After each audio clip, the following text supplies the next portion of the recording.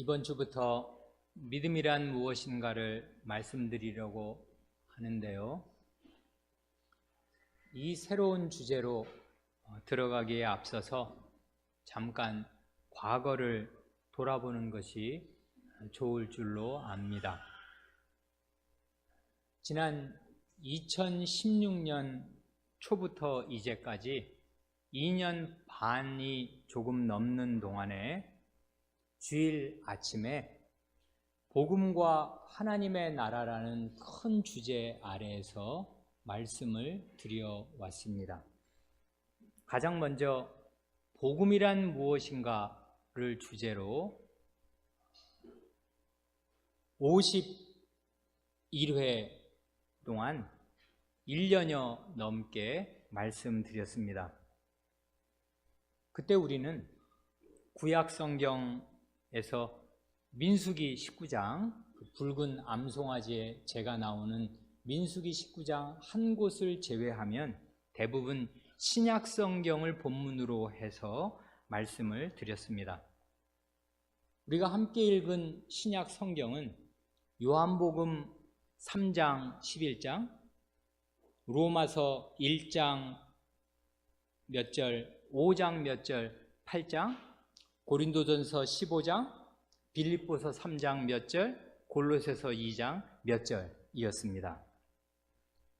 그러니까 복음이란 무엇인가를 주제로 1년여 동안 겨우 구약을 한 장 읽고 신약을 8장 읽은 것입니다. 구약 성경은 920장이 넘는다는데 그 중에 겨우 한 장을 읽었고, 신약 성경은 260장인데 그 중에 겨우 8장을 읽었는데 그 8장도 다 읽은 것이 아니라 부분만 읽은 장도 꽤 많습니다.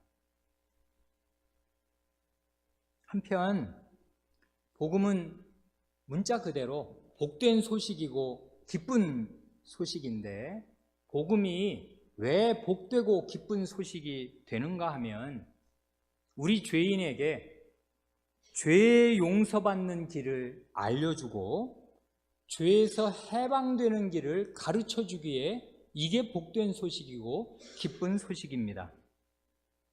그렇기에 복음이 정말 나에게 복되고 기쁜 소식이 되려면은 죄가 무엇인지를 제대로 알아야 하고 그 죄를 회개하고 버려야 합니다. 그래서 복음이란 무엇인가에 이어서 지난해 2017년 5월부터 지지난주까지 1년 몇 개월 동안 죄와 회개에 대해서 말씀드렸습니다. 그때 우리가 함께 읽은 성경은 창세기와 출애굽기 그리고 사사기 한 장이었습니다. 창세기를 40회 남짓 말씀드렸고 출애굽기를 12차례 말씀드렸습니다. 창세기는 모두 50장인데요. 이걸 다 읽은 게 아니고 3분의 1가량인 한 17장 정도를 그것도 부분만 읽었습니다. 그리고 출애굽기는 40장인데 거의 32, 3, 4장, 석 장 정도만, 그것도 34장은 일부분만 읽었습니다. 창세기를 우리가 한 17장 정도를 골라서 읽을 때 먼저 아담과 하와의 죄, 그의 아들 가인의 죄, 그의 오대손 라멕의 죄, 그리고 노아 시대의 죄, 바벨탑을 쌓은 사람들의 죄, 이게 말하자면 원 역사 가운데 이루어졌던 죄와 회개를 생각하였고, 그 이후에 하나님께서 이 땅에 하나님 나라를 처음 시작하시려고 하실 때 그 아브라함을 택하셨는데 아브라함의 죄와 연약함이 무엇이었는가? 그의 아들 이삭 가정의 죄가 무엇이었는가? 이삭과 리브가와 에서와 야곱의 죄가 무엇이었는가를 생각하였습니다. 그리고 이어서 그 야곱 집안에 있었던 그 많은 죄들, 야곱의 아들들, 특별히 유다로 대표되는 그 유다의 죄와 그 요셉의 형들의 그 천인 공노할 그 죄들을 생각하였습니다. 출애굽기로 들어와서는 거의 금송아지의 죄, 출애굽기의 가장 대표적인 죄라고 할 만한 이 죄 하나만을 우리가 다루었습니다. 그 이후에도 이 죄와 회개를 생각하려면 구약 이스라엘 역사에서나 신약 성경에서 죄와 회개에 대한 기록은 정말 무궁무진할 것입니다.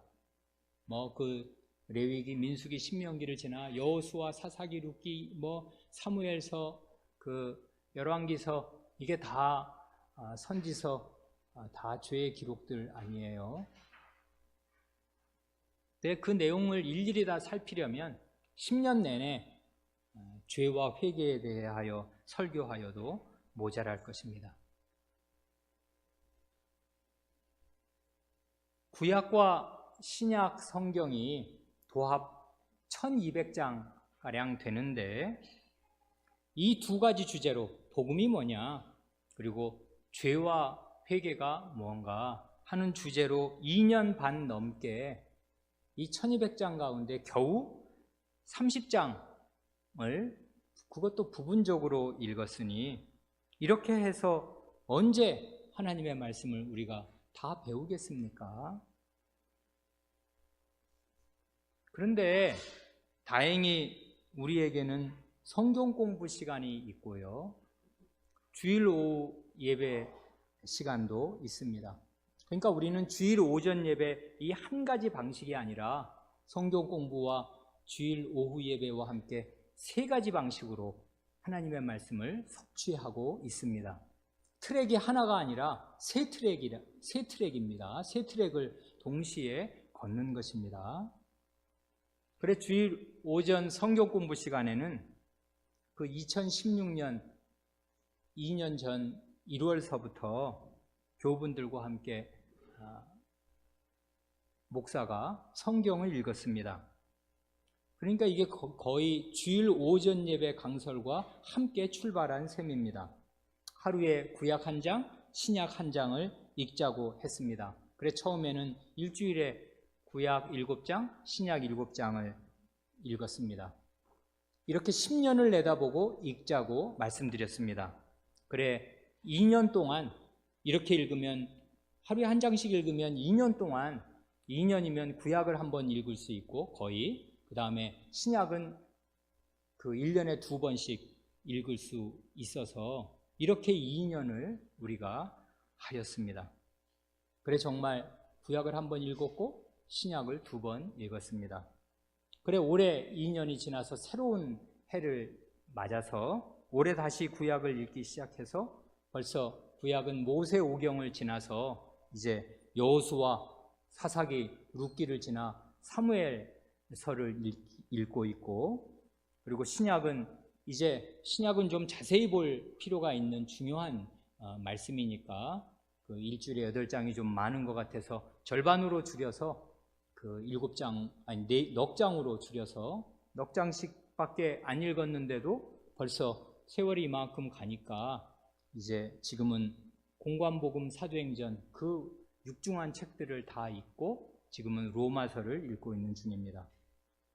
그래 60대에 머리가 희끗희끗하신 할아버지 할머니, 우리 교회 가운데 계신 할아버지 할머니들을 포함해서 60분 가까운 우리 성도들이, 자녀들은 당연한 것이기도 한데 이 자녀들을 이 성경 공부 시간에 보내는 부모님들과 그 할아버지 할머니들도 매주 성경 공부 예수 문제를 풀어서 제출합니다. 60 넘으신 분이 한번 언제 들었더니 3번을 옮겨 쓴다고, 그 답안을 이제 타이핑을 하는 게 아니라 손으로 다 쓰니까 정서를 하려고 쓰고 이제 고칠 게 나오면 또 다시 옮겨 쓰고 하느라고 그 손으로 꾹꾹 눌러서 편지 쓰듯이 그렇게 매주 그 하나님 말씀을 우리가 공들여서 읽고 있습니다. 그런가 하면 주일 오후 예배 시간에는 대우리문답을 우리가 같이 읽고 있는 중입니다. 대우리문답은 그 뼈대가 삼각형으로 이루어져 있지 않습니까? 사도신경, 십계명, 주님께서 가르치신 기도. 요리문답의 대주제들은 대개 이런 것입니다.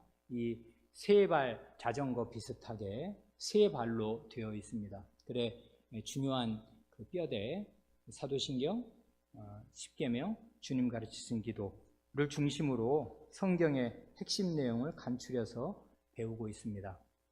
이게 다 무슨 평일에 배우는 것이 아니고 이 세 가지가 다 주일 안에 들어와 있으니까요. 주일 오전 성경 공부, 주일 아침 예배, 주일 오후 예배가 다 주일 안에 있으니까 적어도 4계명에 최소한 순종한다면, 안식일을 기억하여 거룩히 지키라 하신 말씀에 순종한다면은 다 참여할 수 있는 시간입니다.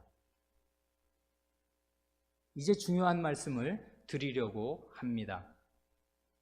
애초에 복음이란 무엇인가를 강설할 때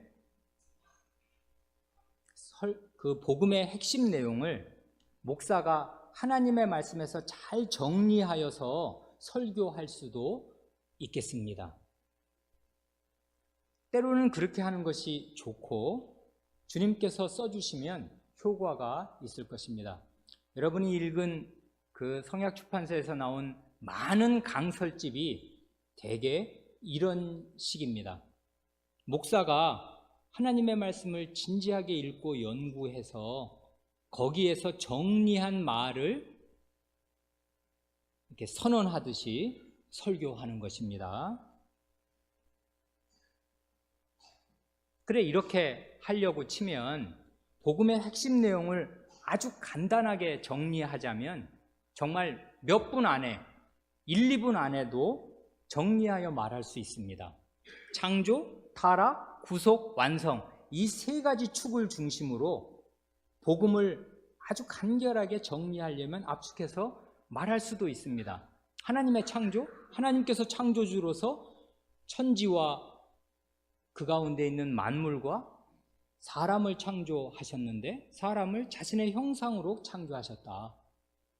그런데 그 사람이 하나님의 말씀을 듣지 않고 죄를 지어서 타락해서 멸망하게 되었다. 그런데 하나님께서 그 죄인인 사람을 멸망 가운데 버려두시지 않고 그 죄의 문제를 해결해 주시기 위해서 아드님을 구원자로 보내셔서 죄를 해결하여 주셨다.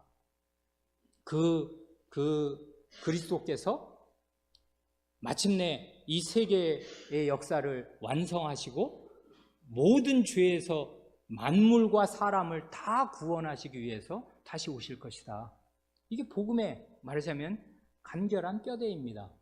여기에 조금씩 더 살을 붙여서 복음이란 무엇인가를 얼마든지 말할 수 있고 그렇게 한다고 하여서 그게 무슨 문제가 있는 설교가 아닐 것입니다. 실은 어떻게 말하면요, 이 성경에 있는 이 다양하고 풍부한 많은 내용을 목사가 가장 잘 정리해서 정리된 말로 요약해 놓은 것이 뭡니까? 최고로 잘 정리한 것이 뭡니까? 그게 바로 신앙 고백서입니다. 그게 결국 교회의 역량이 결집된 것인데 대부분 목사들이 쓴 것이라고요. 대요리문답, 루터의 대요리문답 누가 썼습니까? 제네바 요리문답 누가 썼습니까? 칼빈, 루터가 썼습니다. 대개 요리문답들을 그 목사가 하나님 말씀을 읽고 또 읽으면서 거기에 가장 중요한 게 뭔가를 잘 정리해서 그 정리해 놓은 말, 그려놓고 나서 역사적으로 공인을 받은, 이건 틀림없다, 너무나 잘 정리했다, 그렇게 다 찬사를 받고 다 동의해서 받아들일, 그래서 우리의 신앙 고백으로 삼을 그런 말들이 신앙 고백입니다. 그런데 말입니다, 그렇게 오래 목사가 하나님 말씀에서 정리된 그 정선된 말로 오래 설교를 하다 보면 어떻게 되냐면 어떻게 되기가 쉽냐 하면 교인들이 자기 눈으로는 직접 성경 말씀을 안 읽습니다. 그리고 성경 말씀에 대해서 정리된 말만 듣게 됩니다. 그렇게 되면 그게 오랜 세월을 가면요, 굉장히 큰 위험이 생기게 됩니다.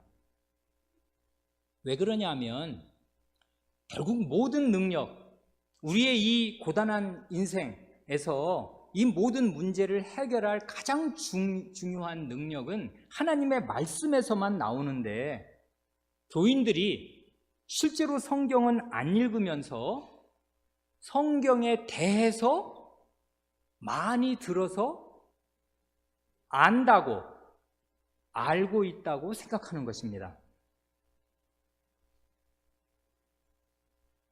이게 지금 뭘 말하는 건지 언뜻 마음에 확실하게 그 느낌이 안 오시면 이런 예를 들겠습니다. 고전이라고 있지 않습니까? 고전.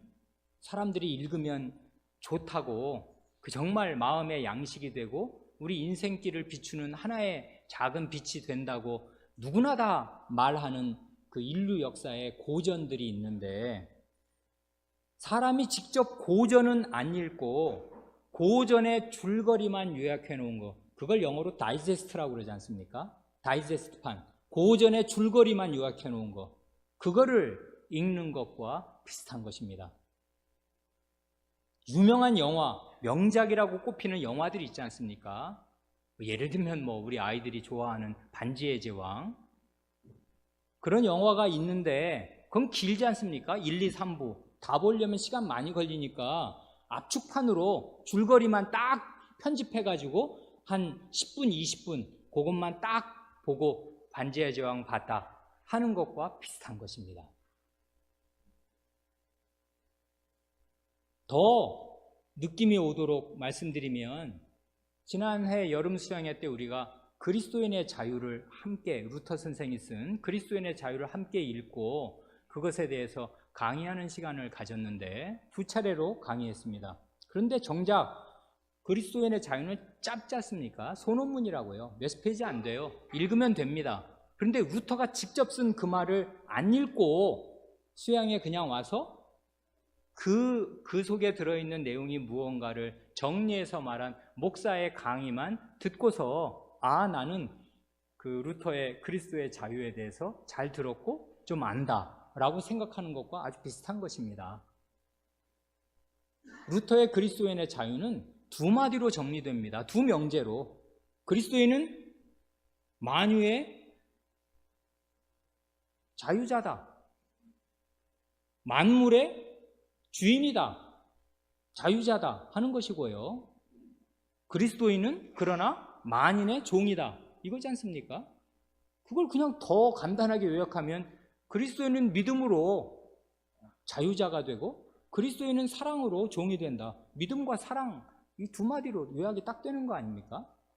그러면 그렇게 요약이 돼서 그 말을 알고 있으면 그리스도인의 자유를 아는 것이며 누리는 것입니까? 전혀 다른 것입니다. 일단은 읽어야 하고요.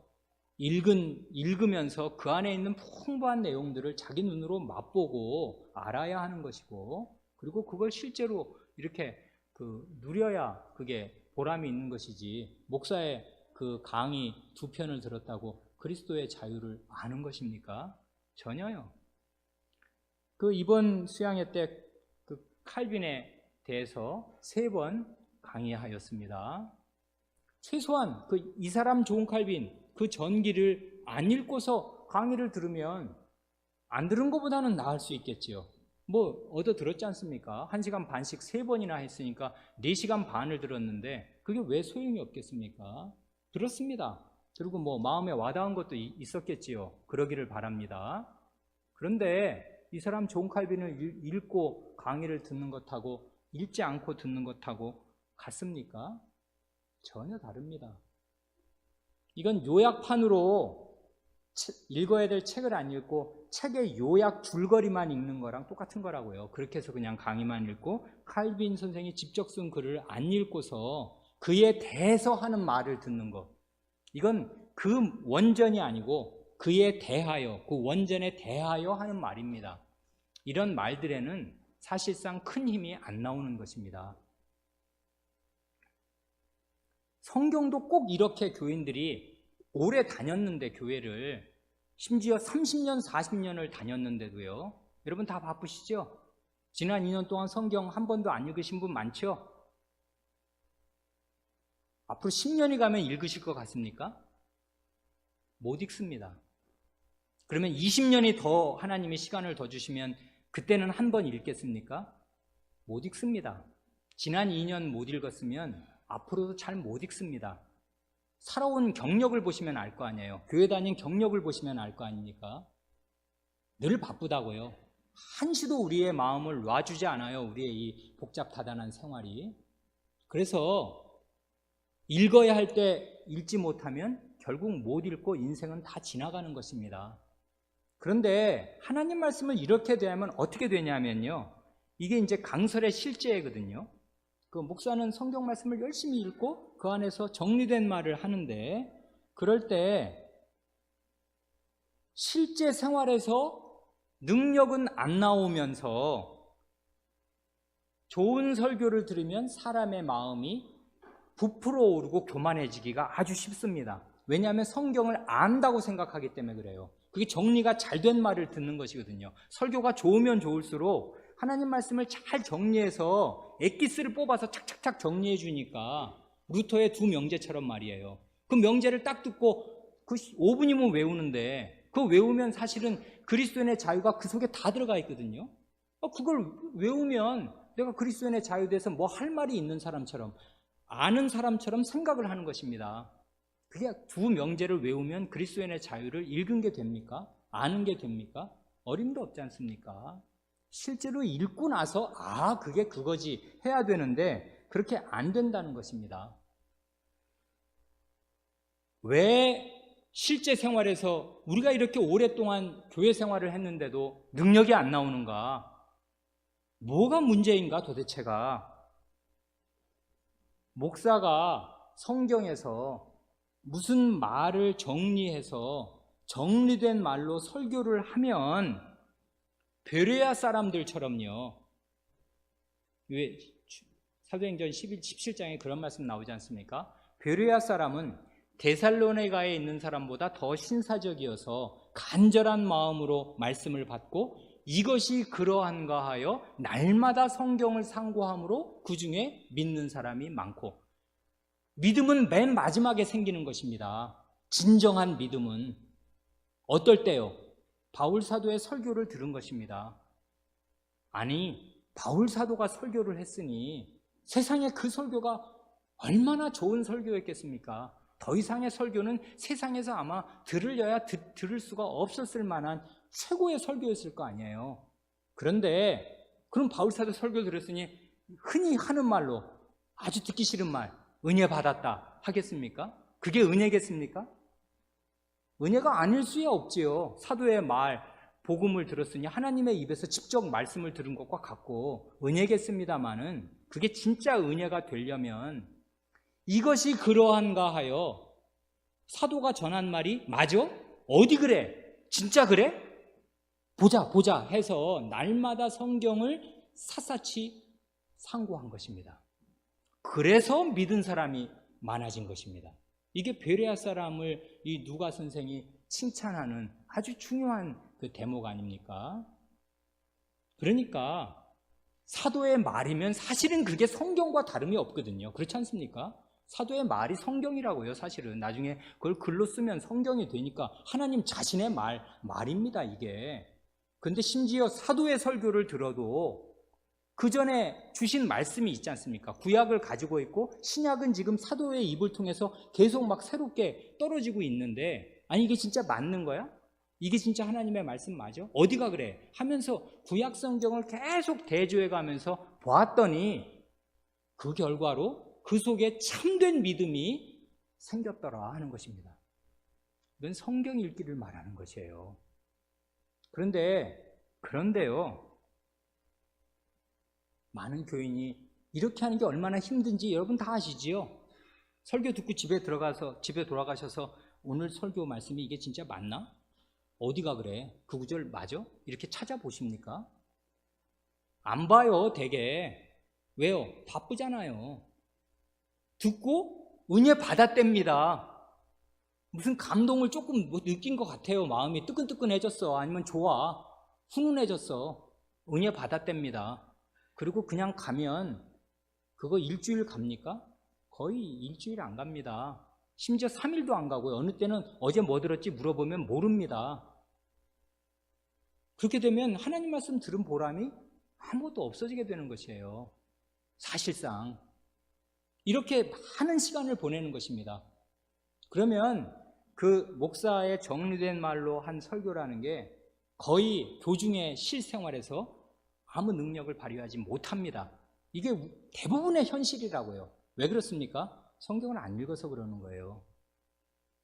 그게 진짜 하나님의 말씀이면 이게 진짜 하나님의 말씀인가를 자기 눈으로 확인하면서 확증을 해야 믿음이 생기는데, 그게 진짜 구원하는 믿음이고 그게 진짜 능력으로 역사하는 믿음이 될 건데, 그런 노력을 다 생략하는 것입니다. 그러면 참되게 하나님 백성으로 살 길은 거의 없는 것이에요. 그래서 우리의 오늘이 요만한 것입니다.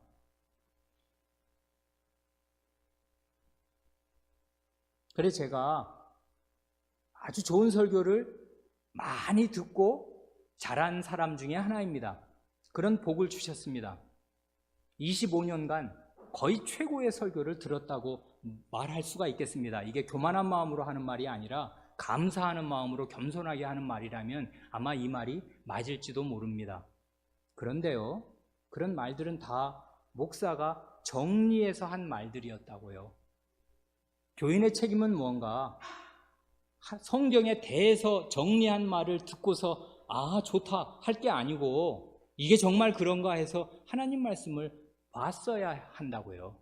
그렇게 안 하면 어떻게 되냐면요, 희한한 일이 일어납니다. 어떻게 되냐면 실제 생활의 능력은 사실 없습니다. 그런데 마음은 엄청 교만해집니다. 왜 그러냐 하면 그렇지 않습니까? 여러분 좋은 사람들 강연을 한 100번 들어보십시오. 그렇게 사회 나가서 좋은 사람들 강연 100번 들어보셨습니까? 주일날에는요, 일주일에 제대로 참석하는 사람은 성경 공부, 오전 예배, 오후 예배, 이걸 강연이라고 치면 하루에 일주일에 3편의 강연을 듣는 셈이고요. 한 달이면은 12편입니다. 1년이면은 144편이에요. 그런 걸 들었는데 듣기 전과 똑같겠습니까? 조는 사람도 많이 있습니다만은 안 졸고 정신 차리고 들었으면 사람이 안다고 생각하는 것이에요. 당연히 들은 게 있지. 그래서 자기가 성경에 대해서 안다고 생각합니다. 그런데 그게 자기 안에 참된 믿음으로 자리 잡지는 사실은 못하는 거라고요. 그건 주워들어서 알고 있는 것뿐이라고요. 그건 전혀 능력이 되지 못해요. 그런 걸 가지고서 이른바 은혜 받았네 해가지고 그대로 시간을 10년, 20년이 가는 것입니다.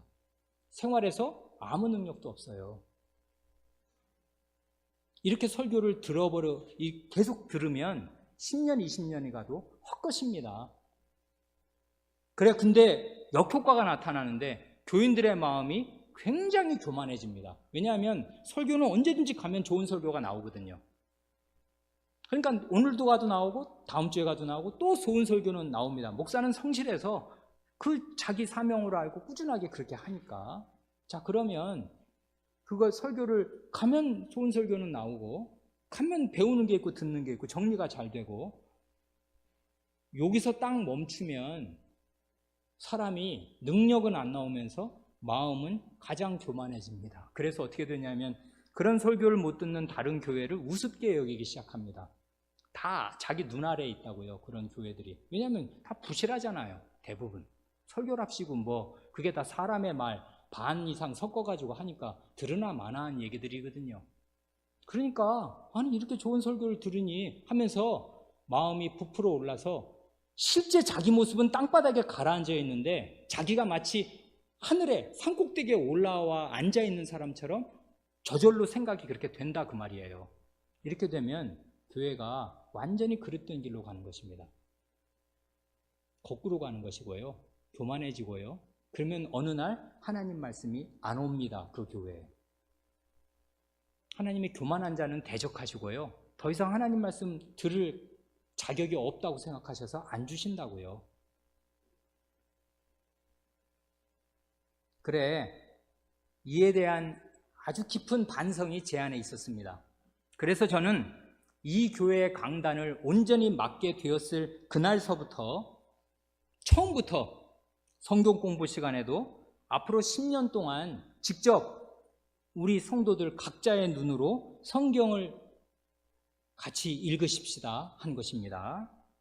그리고 주일 오전 예배 강설 시간에도 아까 제가 앞부분에서 말씀드렸지 않습니까? 이게 얼마나 느린 걸음입니까? 아니 2년 반을 읽어서 성경을 30장을 그것도 부분만 읽었으면 이렇게 해서 뭘 다 배우겠습니까? 굉장히 더디지만은 성경 말씀을 이 시간에, 왜냐하면 집에서 잘 안 읽으니까 이 시간에 한 구절 한 구절 읽어가면서 그 뜻이 무언가를 함께 생각하고자 한 것입니다. 그러니까요, 주일 오전 예배 시간에 실제로 성경 말씀을 교우분들과 함께 읽은 것입니다. 이게 뭔 뜻이야 도대체? 이 말씀이 뭐야? 하고 읽은 것이고요. 그러니까 사실은 주일 오전 예배 시간이 성경 읽기의 한 실제를 그냥 맛보여 드린 것이라고 말할 수 있습니다. 조금 맛을 보여드린 것입니다. 성경은 너무나 넓고 풍부하다. 복음이란 무엇인가? 신약 8장만 읽었는데 1년여 동안을 얘기할 수 있다. 그리고도 그렇게 따지자면 복음이란 무엇인가로요, 평생을 얘기할 수 있습니다. 성경 어떤 본문을 이제 읽어가면서라도 죄와 회개 무궁무진하게 읽을 수 있단 말이에요. 풍부하게. 그런데 혹시 어떤 분이 나는 주일 오전보다 성경 공부 시간이나 대의문답 주일 오후 강설에서 더 많이 배운다. 난 그게 더 좋다. 그렇게 느끼실 분들도 있습니다. 아마 있을 겁니다. 사람마다, 교우분들마다 선호가 조금씩 다르고 무엇보다 믿음의 정도가 다르니까 자기 분량만큼 각자 먹고 자라면 됩니다. 그렇지만은요, 성경 공부는 그게 주로 어린 자녀들을 위해서 아주 쉽고 간단하게 가르치는 것이니까 말하자면 이유식이나 죽에 해당됩니다. 그에 비하면 목사가 가장 힘을 기울여서 주력해서 준비해서 교우분들과 함께 먹고자 하는 것은 주일 오전 예배 강설입니다. 그런데 혹시 여러분, 우리 교우분들 아주 어린 자녀 데리고 정말 고급 호텔에 고급 뷔페 혹시 가보신 일 있으십니까? 고급 뷔페에 어린 아이 데리고 가면 그 애들이 먹는 게 뭡니까? 우동을 먹습니다. 면을 시큰 한 그릇 먹고 잘 먹었다 그러고 그 다음에 도너츠를 먹고 아이스크림을 먹고 끝냅니다. 거기 들어간 거 너무 아깝죠, 사실. 근데 그게 애예요. 할 수 없어요. 애는 자기만큼 먹는 것입니다. 그걸 그 호텔 뷔페의 특선 요리, 무슨 평소에 못 먹어본 아주 맛있게 요리한 양고기 요리라든지 아니면 정말 냉동 육회가 아니라 정말 살아있는 잘 무친 육회라든지 이런 게 특선으로 이렇게 내놓았다고 그래서 그 아이들이 먹고 즐기지 못합니다.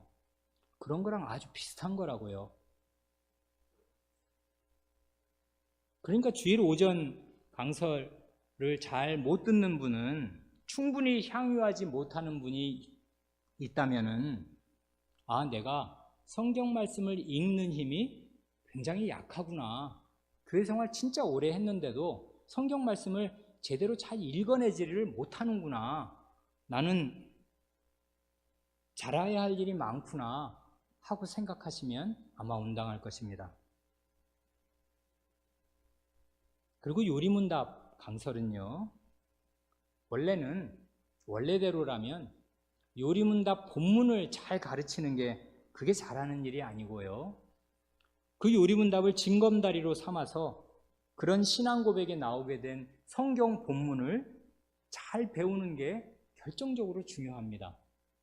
그래 처음에 제가 조사 시절에 일주일에 한 편만 요리문답 강설을 준비해야 할 때는 일주일 내내 그 한 편을 준비하면서 어떻게든지 요리문답을 건너서 그 요리문답의 고백이 나온 하나님의 말씀을 배울 수 있도록 그렇게 강설을 준비하려고 하였는데, 지금은 이 여러 개를 하니까 시간이 모자라니까 주일 오전에 집중하고 남는 시간에 대요리문답 강설을 준비하니까 때로는 하나님 말씀을 그 본문을 이제 읽지만 자세히 그리고 풍부하게 잘 읽지 못합니다.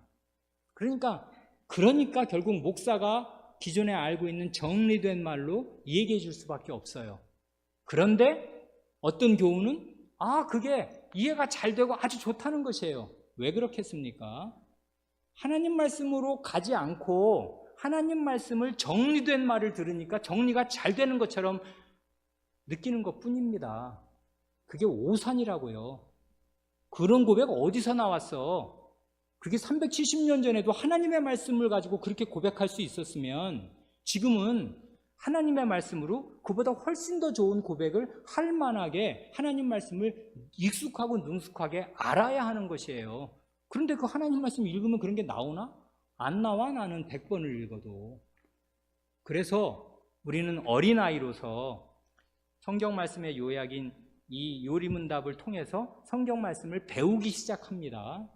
좋습니다. 그렇게 해서 다 배우는 것입니다. 그러나 배우고 나면 그때부터는 성경을 자기 눈으로 제대로 읽어가면서 이래서 이런 고백이 나오는 거구나 하는 걸 터득을 해야 그게 믿음이라고요. 그래야 이 신앙 고백을 작성한 사람들의 그 신앙, 그 믿음에 이르게 되는 거라고요.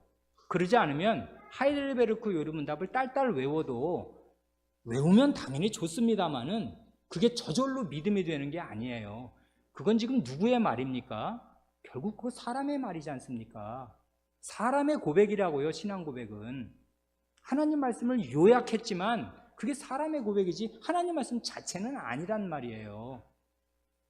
모든 힘은 하나님 말씀에서 나온다고요. 근데 그 하나님 말씀을 잘 깨달으니까 이런 아름다운 말로 조직해서 고백할 수 있게 된 거 아니에요? 그러니 이런 조직된 말을 통해서 그 말씀으로 가야지. 그래서 그 말씀을 잘 이해해서 같은 고백에 나올 수 있는, 그래 이제 수학 잘하시는 분도 계시는데 수학에 왜 정리라고 있지 않습니까? 공식 같은 거, 그런 공식이 나오기까지의 과정들이 있지 않습니까? 결국 수학의 어느 부분의 어려운 점은 공식을 외울 수는 있어도 그 공식이 어디에서 그렇게 돼서 여기 공식에 이르게 된 거야, 그걸 알아야 그게 실력 아니에요. 그냥 공식을 딸딸 외우면 그게 실력이 되겠습니까? 그러니까 그 공식을 유도해 내기까지의 과정을 알아야 그 공식을 제대로 이해하는 것인데, 공식을 딱 외웠다고 자기가 그걸 공식을 가진 것처럼 생각하면 사실은 구호입니다. 구호. 그게 많은 사람의 신앙이 구호에 머문다고요.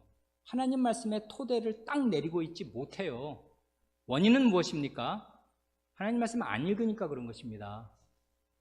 하나님 말씀 읽어야 합니다. 읽지 않으면 다 사상 누각이에요. 모래 위에 집 짓는 것입니다. 이렇게 좋은 말씀을 이렇게 한국어로 이렇게 하나님께서 우리에게 내려주셨는데, 일주일에 168시간을 주셨는데 하루에 평균 한 장, 구약 한 장, 신약 한 장, 아니면 신약 반장, 지금은 그거를 읽을 시간을 못 내면 그 사람은 하나님 백성으로 살 의사가 없는 것을 자기 행동으로 그냥 입증하는 것 뿐입니다. 하나님 말씀대로 살 수 있는 그 힘 안 나옵니다. 설교 들어도 큰 소용 없어요. 그래서 느리지만 이 예배 시간에만이라도 전과 다른 방식으로 하나님 말씀을 전하려고 한 것입니다. 실제로 성경 말씀을 읽는 방식으로. 그래 읽었지 않습니까? 그동안. 그러니까 이런 이렇게 해서 처음부터 저는 이런 반성이 있어서 처음부터 이렇게 설교한 것입니다. 2년 반을. 그러니까 교우분들 그걸 마음에 잘 이해하시고, 그리고 알아들을 만하게 맨 처음에 말씀드렸는데 그게 아마 다 이해가 되시지 않았을 줄로 생각합니다. 그래서 이제 이 큰 주제로 다시 이제 길게 말씀을 드릴 그 서두에 지난 2년 반 돌아온 거 잠깐 정리하고, 뭘 해야 되나, 우리가 어떻게 해야 이 하나님 말씀이 내게 진짜 양식이 되고 능력이 되나, 그게 능력이 안 되면 왜 안 되나, 원인은 뭔가, 그것을 잠깐 말씀드렸습니다. 베레아 사람이 답입니다. 베레아 사람은 데살로니가에 있는 사람보다 더 신사적이어서 간절한 마음으로 말씀을 받고 이것이 그러한가 하여 날마다 성경, 그때 그 사람들이 가진 건 구약 성경밖에 없었어요. 그 구약 성경을, 그 어려운 구약 성경을 날마다 상고하여 그 결과 믿은 사람이 많았던 것입니다. 믿음은 그렇게 해서 오는 것이에요. 쉽게 오지 않아요. 그렇게 하시기를 바랍니다. 그래서 설교한 것이 효과가 있게 되기를 바랍니다. 시간이 많이 가서 길게 말씀드릴 여간은 없는데, 오늘 우리 읽은 히브리서 1, 2, 3절 중에 시간이 되는 만큼만 상고하겠습니다. 히브리서 11장은 이게 흔히 말하는 고린도전서 13장을 사랑장이라고 한다면, 15장은 소망, 부활의 소망을 말하니까 소망장, 여기는 이게 믿음장, 그렇습니다. 이름 붙이기 좋아하는 분들이 이게 이제 믿음이라는 말이 수십 번 나오니까요. 이제 히브리서 11장이 믿음에 대해서 아주 잘 가르치는 장인데요. 이 믿음은 바라는 것들의 실상이요 보지 못하는 것들의 증거라 합니다. 그런데 이 얘기를 지금 왜 하냐면, 이건 11장에서 하는 거니까 그 앞까지 해온 이야기들이 있습니다. 그 이야기의 바탕 위에서 지금 이 이야기를 하는 건데, 그걸 다 살필 시간은 없고, 그 앞에 배경을 그냥 한마디로 하면 그 앞에 10장 32절 33절을 보면 느낌이 확 옵니다. 왜 지금 이 믿음을 얘기해야 하는가 하는 것을. 10장 32절 33절은 이렇습니다. 전날에 너희가 빛을 받은 후에 고난의 큰 싸움에 참은 것을 생각하라. 혹 비방과 환난으로서 사람에게 구경거리가 되고 혹 이런 형편에 있는 자들로 사귀는 자 되었으니, 너희가 갇힌 자를 동정하고 너희 산업을 빼앗기는 것도 기쁘게 당한 것은 더 낫고 영구한 산업이 있는 줄 알미라 합니다. 여기 보면 전에 빛을 받았다는 말은 복음의 빛을 받아서 이제 신자가 된 걸 말하지 않습니까? 그때 말이에요. 우리는 되게 신자 편안하게 되지 않습니까? 전도 받든지 아니면 엄마 손에 아빠 손에 이끌려서 교회 오는 것부터 시작하니까 싸움이랄 게 없고 전쟁이 없습니다. 편안합니다. 물론 간혹 그 부군의 가혹한 반대를 뚫고서도 교회 오시는 분도 있습니다만은, 그런 분들이 이제 싸움이라고 생각할 만한데, 이 교회, 히브리서를 받는 이 교회는 빛을 받은 후에 아주 고난의 전쟁이라고 할 만한 큰 어려움이 있었고 그걸 참아냈습니다. 어떤 어려움이 있었냐면 비방이 있었고 환난을 겪었습니다. 저희 예수쟁이들 비방을 받았다고요. 그리고 굉장히 어려움을 겪으면서 사람들에게 구경거리가 되었습니다. 손가락질의 대상이 되었습니다. 예수 믿는다는 것이 그 사회에서 부끄러움이 되었다고요. 그래서 남들에게 이렇게 떳떳이 얘기하기가 좀 거리껴지는 어려운 그런 일이 되었습니다. 그래서 사람들의 구경거리가 되었습니다. 창피하지 않습니까? 우리가 얼마나 자존심들이 강한데 다른 사람들에게 부끄러움 당하고 손가락질 받는 일을 하겠습니까? 그런데 예수 믿는 것 때문에 이렇게 된 것입니다. 그리고 이런 형편에 있는 자들로 사귀는 자가 되었습니다. 다 똑같은 성도들이 다 이런 형편에 있으니까 그런 사람들하고 사귀는 것입니다. 그러다가 더 형편이 어려워진 사람은 전과자가 되었습니다. 감옥에 갇혔다고요. 예수 믿는다는 걸로 감옥에 갇혔습니다. 그리고 산업을 뺏겼습니다. 재산을 뺏겼다고요. 우리는 예수 믿고 나서 이런 일 당한 일 아마 거의 없을 겁니다. 계시다면 훌륭한 일을 훌륭하게 잘 견디신 거고요. 아마 우리 중에 열의 9은 이런 일 겪은 일 없습니다. 우리는 굉장히 지금 무풍지대에서 거의 온실 같은 데서 신앙생활 하는 중입니다. 히브리서는 그런 데서 쓰여진 성경이 아니에요. 예수 믿었다는 이유로 큰 비방과 환난과 구경거리가 되면서 감옥에 갇히고 재산을 뺏기는, 황당하지 않습니까? 예수 믿었기 때문에 내 아파트가 날아간다 그러면 여기 나만 할 분 얼마나 있겠습니까? 이 사람들 그렇게 한 것입니다. 그랬는데 이런 사람들이 나중에 보면 거기 조금 더 몇 절 더 읽으면 36절인가 어딘가 너희에게 인내가 필요하다 합니다. 이런 어려움이 계속 있어요. 참아야 한다고요. 그래서 맨 마지막에 39절 보면 우리는 뒤로 물러가 침륜에 빠질 자가 아니요 오직 영혼을 구원함에 이르는 믿음을 가진 자니라 합니다. 이 침륜이라는 말은 어린 사람들은 어렵지요. 거기 개역개정은 멸망할 자라고 했는데 좋습니다. 침륜이라는 말은 가라앉을 침자에 빠질 윤자 아닙니까? 가라앉아서 빠지는 것입니다. 이게 물에 빠져 멸망하는 걸 말하는 거예요. 죽는 거. 우리는 뒤로 물러가서 물에 빠져 멸망할 자가 아니라 영혼을 구원함에 이르는 믿음을 가진 자 아니냐. 그러니 참고 이 어려움을 견디자 한 것입니다. 그래서 이 히브리서 11장에 이 믿음을 강조하는 이 문맥은 굉장한 어려움 가운데 있는 교회를 향해서 하시는 말씀입니다.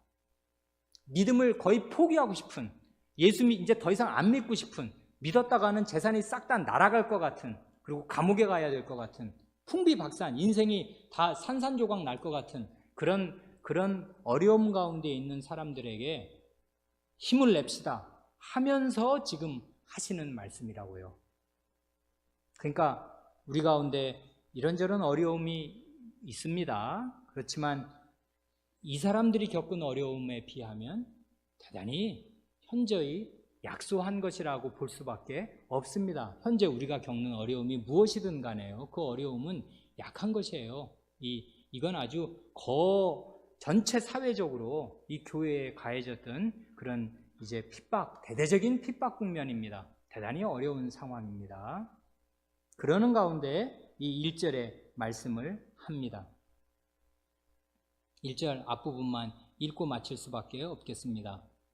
믿음은 바라는 것들의 실상이요 보지 못하는 것들의 증거라 합니다. 이 바라는 것들이라는 말, 이걸 그냥 한자어로 줄여서 말하면 소망이 뭡니까? 소망은 그 바소자에 바랄 망자지 않습니까? 바라는 바, 이게 그냥 두 글자로 하면 소망이잖아요. 그러니까 바라는 것들이 한자어로 말하면 그냥 소망입니다. 바라는 바. 믿음은 소망의 실상이라고 말합니다. 이 말 굉장히 어려운 말입니다. 한참 이건 설명을 드려야만 합니다. 이때 믿음은 바라는 것들의 실상인데요. 이때 이 바라는 것이란 자기가 좀 뭔가 이루어졌으면 하고 바라는 거, 개인적인 소망, 예를 들면 우리 고등학생 같으면 내가 원하는 좋은 대학에 입학하고 싶다. 대학을 졸업한 사람 같으면 난 좋은 직장 취직하고 싶다. 혹은 혼인한 사람들은 내 집 마련하고 싶다. 이런 소원을 말하는 게 아닙니다. 여기서 바라는 거, 그리고 뒤에 나오는 보지 못하는 것들이란 하나님께서 장차 주시겠다고 약속하셔서 하나님의 백성들이 계속 바라온 것들, 하나님의 약속,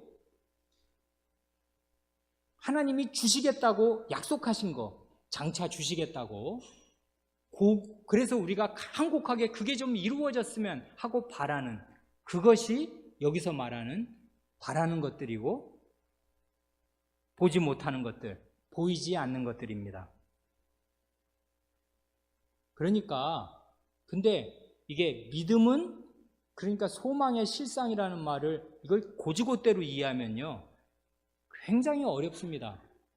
아니, 소망의 실상이라는 말은 실제 상태라는 말 이지 않습니까? 뭐 북한의 실상 그러면 뭐 북한이 사회주의 낙원이라고 선전을 하는데 실상은 가보니 뭐 언론의 자유가 전혀 없고 거주의전의 자유도 없고 많은 사람들 배고프더만 뭐 꽃제비들이라고 막 배고픈 아이들이 그 장마당에 다 나와서 거지에 그 구걸을 하고 있는데 그게 무슨 낙원이냐. 실상은 안 그래. 할 때 그 실상 말이에요.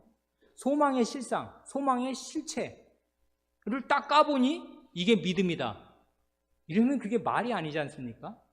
믿음은 지금 현재 우리가 믿고 있는 것이고 소망은 하나님이 주시겠다고 해서 우리가 바라고 있는 것인데 그걸 까보니 그게 믿음이더라. 이러면 이건 환원 논리고 말도 아니에요. 뭘 바란 것입니까 그러면? 뭐 믿음을 바란 것입니까? 그래서 여러분 이 구절 이제까지 어떻게 읽으셨습니까? 이거 굉장히 유명한 장이어서 많이 읽으셨을 텐데 도대체가 믿음이 바라는 것들의 실상이라는 말이 그게 무슨 말이냐고요. 뭘 지금 말하는 것입니까? 이 사도가 이 어려운 형편에 있는 성도들에게 그 믿음을 갖자고 믿음으로 인내하자고 그러면 반드시 얻을 걸 얻는다고 권하려고 지금 이 말을 하는 것인데 믿음이 소망의 실상이다. 실상이라는 말은 뭔가 굉장히 말하자면 어려운 말이 됩니다. 그래 여기에 대해서 말씀을 드리려 하였는데 오늘은 시간이 많이 가서 여기까지만 아쉽게 말씀을 맺고 다음 주에 요 히브리서 11장 1, 2, 3절을 제대로 읽겠습니다. 기도하겠습니다.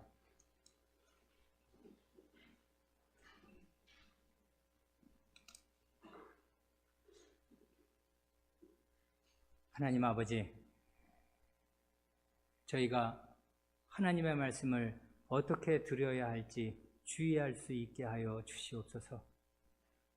우리 주 예수께서도 이 땅에 자기 백성에게 오셔서 하나님 말씀을 공생의 초기에 힘있게 전하셨사온데 그 백성이 제대로 알아듣지를 못하고 기적이나 보면서 물리적인 효과를 얻으려고 구름같이 모여오기는 하나 주님께서 가르쳐 주시는 영생에 이르는 그 말씀은 도무지 깨닫지를 못하므로